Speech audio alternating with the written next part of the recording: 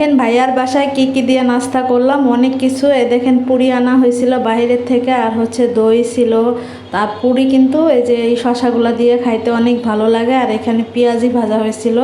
আর পুরির সাথে কিন্তু দোকান থেকে ডাল দেয়, সে ডালটাও ছিল। আর এখানে বাঙ্গি কাটা ছিল, তারপর হচ্ছে যে ডিম সেদ্ধ ছিল, আর হইতেছে যে কলা ছিল। আর এই গরমে কিন্তু কিছুই তেমন কিছু খাওয়া যায় না, তারপর এই যে যতটুকু ভালো লাগছে আর কি সেটাই খাইছি। আর দইটা কিন্তু অনেক ভালো ছিল খাইতে।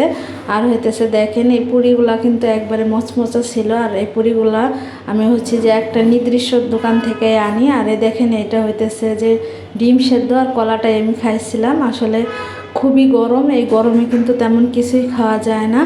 সবাই কেমন আছেন, কে কোথা থেকে ভিডিও দেখতেছেন অবশ্যই জানাবেন।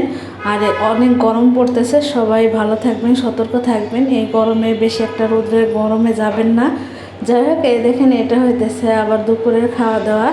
এটা হইতেছে কক মুরগি, একবারে সুন্দর করে ঝাল ঝাল করে রান্না করা ছিল।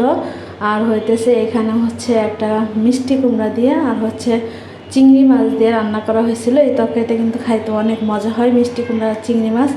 আর এখানে ছিল আমার প্রিয় ভেন্ডি ভাজি। একবারে বেশি করে পেঁয়াজ দিয়ে কিন্তু ভেন্ডি ভাজি করলে অনেক ভালো লাগে। আর হচ্ছে আমাদের তো এখন জমির পেঁয়াজ, এখন এই জন্য ভেন্ডি ভাজিতে করলা ভাজিতে পেঁয়াজ একটু বেশি বেশি দেওয়া হয়। খাওয়া দাওয়া শেষ করে তারপর হচ্ছে আমরা ছাদে গেছিলাম। একেবারে ছাদে দেখেন কি যে বাতাস, বসেছিলাম ছাদের মধ্যে, অনেক ভালো লাগতেছিল। আর গরমের দিনে মানে রোদ যখন থাকে না তখন কিন্তু ছাদে গেলে অনেক ভালো লাগে। আপনাদের কাছে কেমন লাগে অবশ্যই জানাবেন। আর আমার ভিডিও কেমন লাগতেছে, কথা বলা কেমন লাগতেছে অবশ্যই জানাবেন। আমার পাশে থাকবেন, আমাকে সাপোর্ট করবেন, আমি আপনাদের পাশে আছি। আর হচ্ছে ভিডিও পুরো দেখে লাইক কমেন্ট করে দিবেন। আর সবার ভিডিও আসলে লাইক কমেন্ট করলে সবাই একসাথে এগিয়ে গেলে কিন্তু সবারই সুবিধা, আপনারও সুবিধা আমারও সুবিধা। পুরো ভিডিও দেখে কমেন্ট করে দিবেন। আমি যার ভিডিওই মানে করি তার ভিডিও পুরো দেখে তারপর কমেন্ট করে দেই।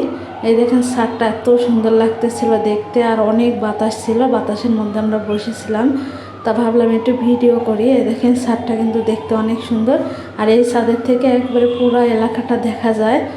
দেখেন ঢাকা শহরটা কেমন, এরকম একবারে বিল্ডিংয়ে ঘেরা, চারিদিকে শুধু বিল্ডিং আর বিল্ডিং।